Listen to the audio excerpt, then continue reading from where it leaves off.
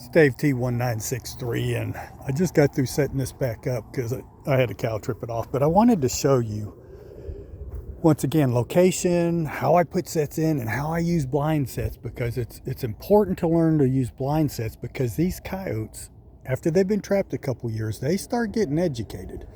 Anyway, I've got a dirt hole here, and I did catch one coyote here, but I haven't caught another one.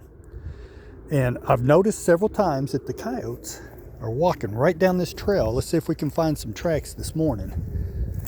Look right here. I don't know if you can see that right there. That might be a bobcat.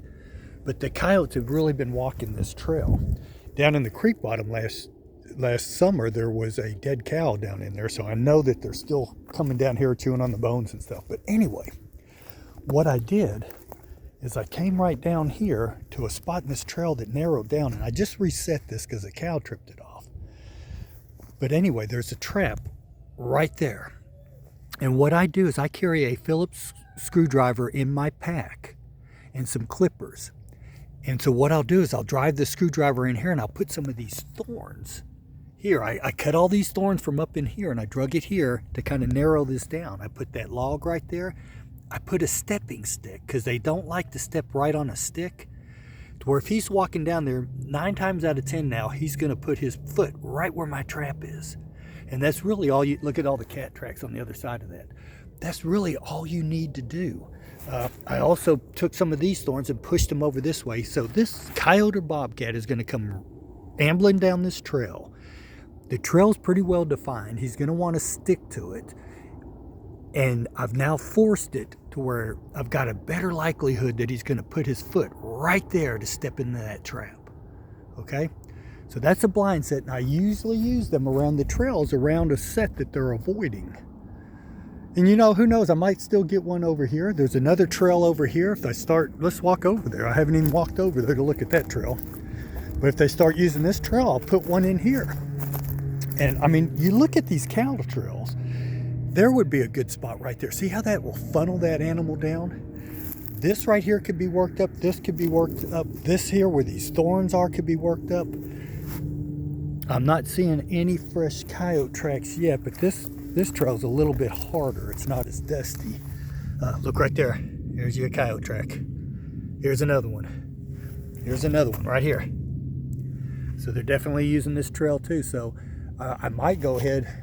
We're getting rain today, and I'm really about done trapping this farm, because I've taken 12 coyotes now, and actually today's the 12th day, so that's one a day off of this. But if this keeps up, and I still notice that they're switching to using this trail now, and there's another coyote track right there, I might go ahead and put a set right in here. And now look at this. This is perfect. I didn't even look at first, but look at the coyote track right here. Why did he step there?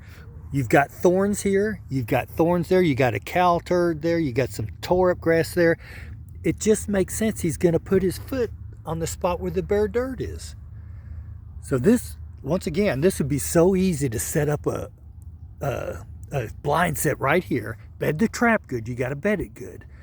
And then you could even put in more thorns using the screwdriver and the thing like I told you. You could put more cow patties in here to really focus them down. Now, one thing I'm going to tell you about trail blind sets, if you want to use them again, what I would do is I would dig a small trench as wide as I would just take my sharpshooter, put it in the ground and wiggle it back and forth.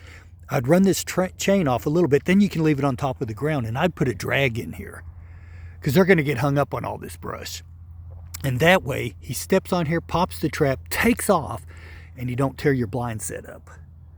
Anyway, that's just another set that you can use to pick up some of those older dogs that are a little bit harder to get. Dave T1963 out.